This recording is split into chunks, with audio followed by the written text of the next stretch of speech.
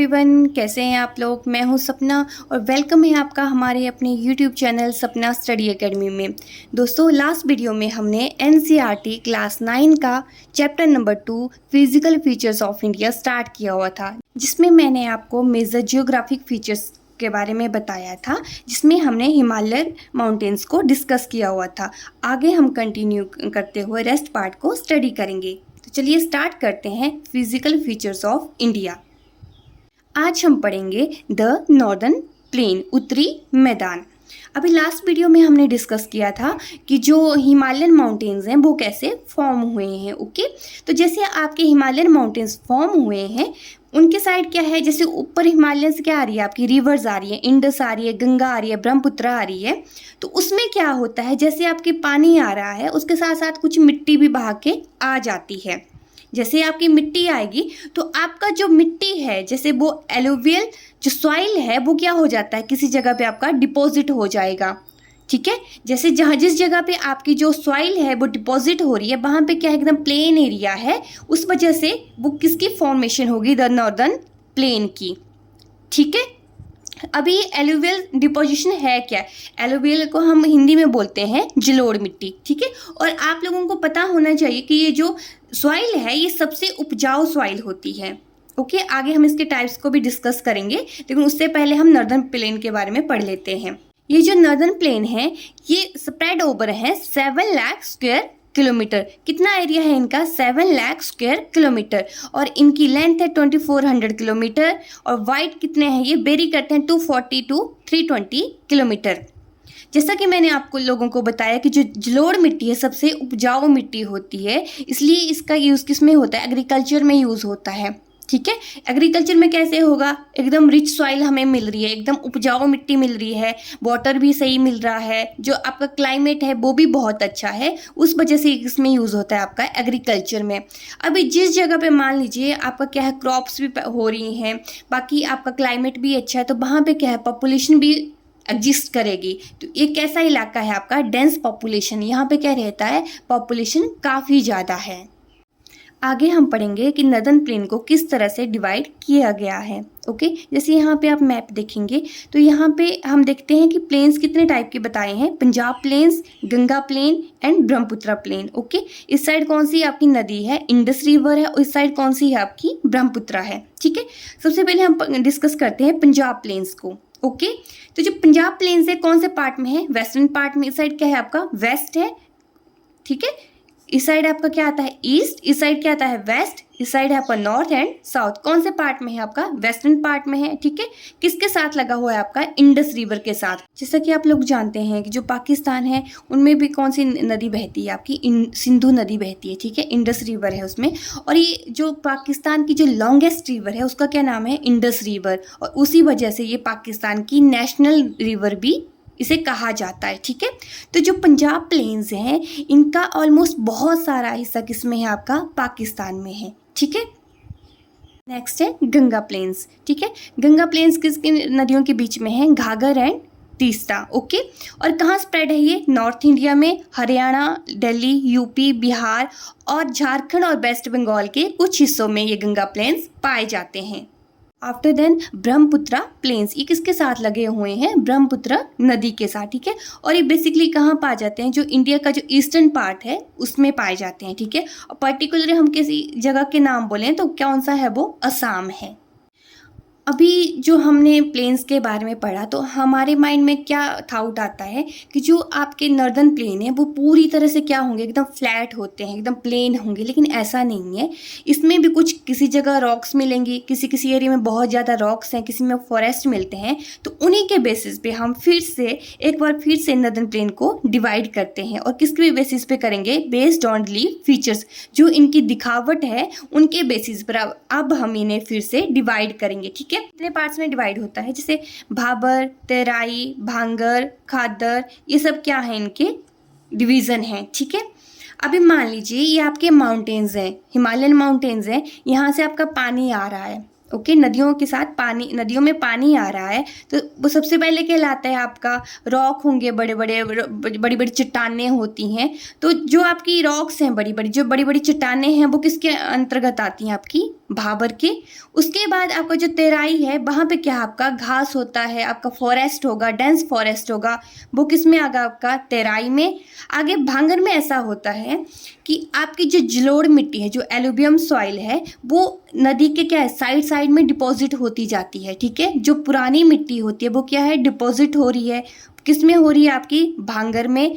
और उसके बाद जो खाद्य जो न्यू मिट्टी है, जैसे ही आपकी नदी आ रही है तो जो महासागर है उसमें जाने से पहले एकदम एरिया क्या हो जाता है आपका प्लेन हो जाता है। ठीक है, तो जो आपकी न्यू मिट्टी है वो किस में डिपॉजिट हो जाती है, उस प्लेन में डिपॉजिट हो जाएगी, तो उसे हम क्या बोलते हैं खादर। अब हम इसे वन बाय वन डिस्कस करेंगे। ओके, सबसे पहले हम डिस्कस करते हैं भाबर को। भाबर की विड्थ कितनी है 18 to 16 किलोमीटर, जिसे हम क्या बोलते हैं भाबर बेल्ट बोलते हैं। ठीक है, और ये किनके पैलर है आपके जो शिवालिक हैं उत्तराखंड में उनके पैलर्स बताई गई हैं। ठीक है, थर्ड आता है आपका इसमें पोरोसिटी है। क्या है आपका पोरोसिटी, इट मीन्स मैं आपको बताती हूँ कि जैसे आपके यहाँ पे बड़ी बड़ी रॉक्स दी हुई हैं। ठीक है, तो जो पानी आएगा इनके ऊपर तो हमें दिखेगा ही नहीं, पानी कहाँ नीचे पानी जा रहा होगा, मतलब जो पानी है जितनी भी आपकी स्ट्रीम्स हैं वो क्या हो जाती हैं डिसअपियर हो जाती है, हमें वो पानी दिखता नहीं, हमें क्या दिखती है वहाँ पे ओनली रॉक्स वगैरह ही दिखती हैं। सेकेंड टाइप है आपका तेराई। ठीक है, जो यमुना रिवर है उसके क्रॉस क्या मिलता है हमें तेराई मिलता है। और स्टेट्स कौन कौन कौन सी हैं आपकी Haryana, UK, UP, Bihar, West Bengal. Okay, किसके साउथ में है आपका एकदम से जो भाबर बेल्ट मैंने आपको पीछे बताई उसके एकदम क्या मिलेगा साउथ में मिलता है। और ये जो रीजन है एकदम क्या है इसका वेट है, स्वैम्पी, इट मीन्स इसमें थोड़ा कीचड़ रहता है, इस टाइप का ये रीजन होता है। ठीक है, पीछे हमने पढ़ा कि जो भाबर हमने पढ़ा उसमें मैंने क्या बताया जो पानी है जो आपकी स्ट्रीम्स हैं क्या हो जाती है पूरी तरह से डिसअपियर हो जाती है, हमें दिखता नहीं है।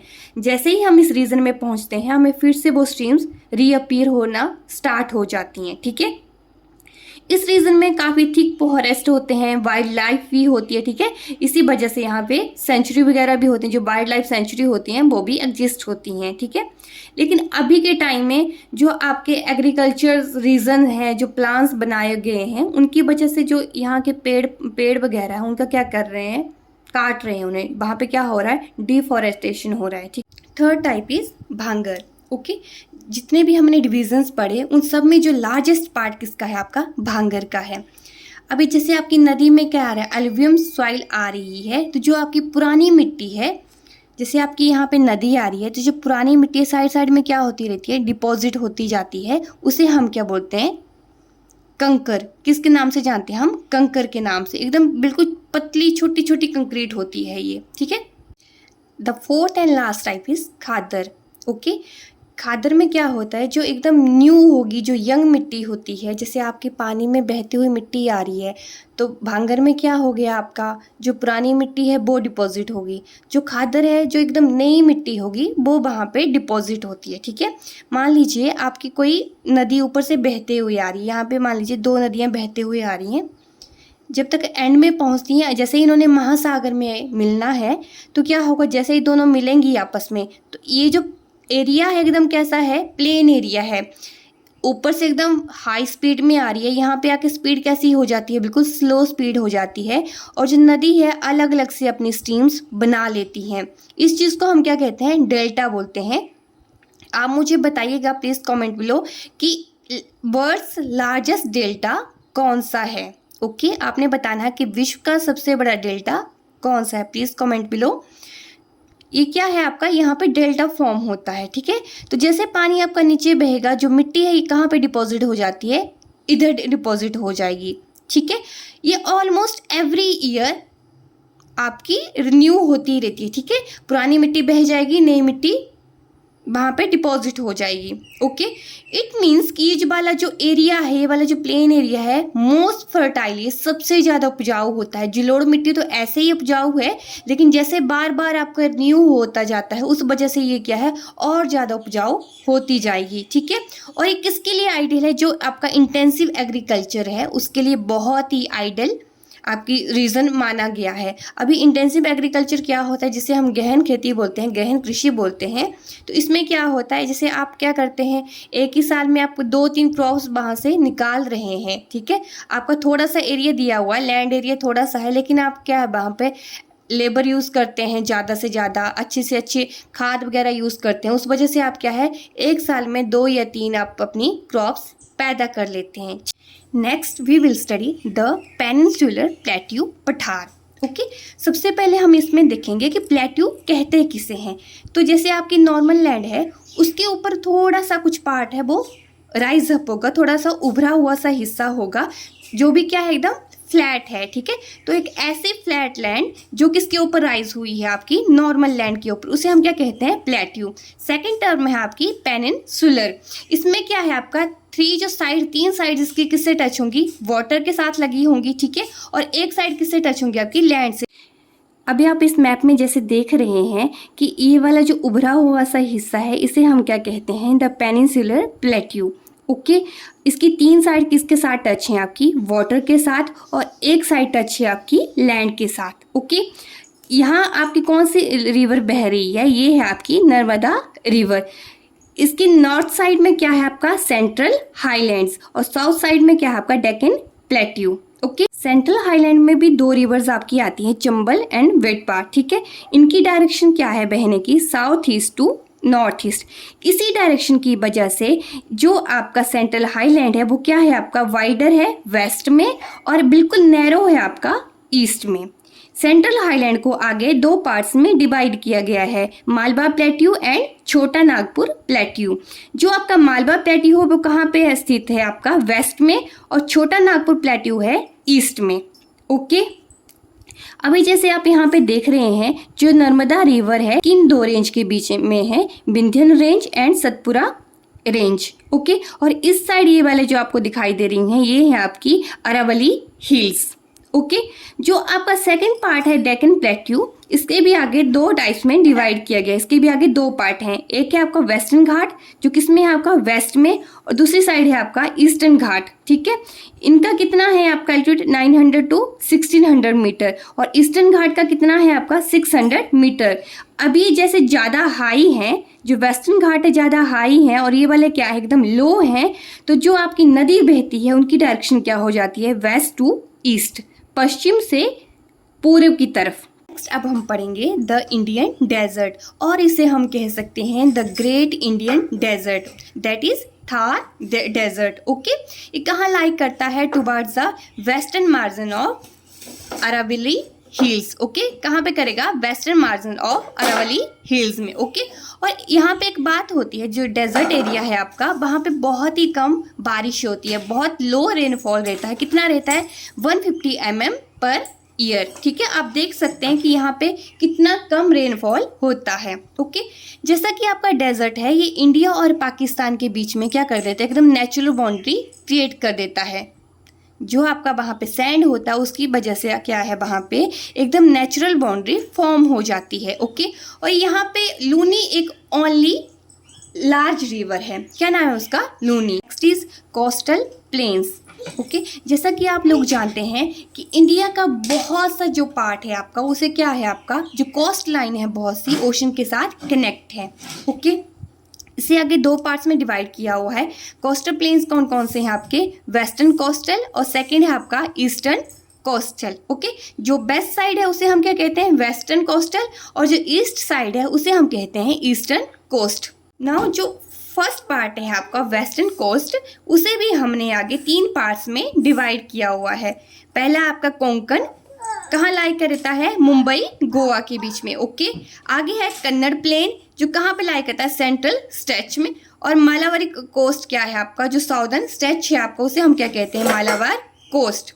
ओके, जैसे आप यहाँ पे देखेंगे सबसे पहले मुंबई टू गोवा क्या है आपका कोंकण, कन्नड़ क्या है आपका सेंट्रल स्ट्रेच है और जो सदर्न आपका जो स्ट्रेच है उसे हम क्या कहते हैं मालाबार कहते हैं। In a very same way second part है आपका ईस्टर्न कोस्ट। जो ईस्टर्न कोस्ट है कैसा होगा वाइड एंड लेवल होता है। ओके, एक लेवल में होता है और क्या होगा एकदम चौड़ा होगा, ठीक है। इसे भी आगे 2 पार्ट्स में डिवाइड किया हुआ है। फर्स्ट है आपका नॉर्दर्न सिरकर और सेकंड है आपका कोरोमेंडल कोस्ट। ओके, जो आपका नॉर्दर्न सिरकर है वो कौन से पार्ट में है नॉर्दर्न पार्ट में है और जो कोरोमेंडल कोस्ट है आपका कौन से पार्ट में होगा आपका सदर्न पार्ट में होगा, ठीक है। जितने भी आपकी बड़ी बड़ी नदियां हैं जैसे महानदी, गोदावरी, कृष्णा, कावेरी, ये सभी डेल्टा फॉर्म करती हैं इसी कोस्ट पे। अभी आप लोगों को पता होगा कि चिल्का लेक कौन सी स्टेट में है, दैट इज ओडिशा, ठीक है। और ये किस कोस्ट में है, ये वाला भी ईस्टर्न कोस्ट में ही पाया जाता है। Physical feature is the islands, okay. जैसा कि यहाँ पे आपका इंडियन मैप है, इस साइड आपका क्या है, अरेबियन सी है, सेकंड साइड है आपका बे ऑफ बंगाल है, ओके। तो जो दो मेजर आपके आइलैंड हैं वो हैं Lakshadweep and Andaman and Nicobar, okay.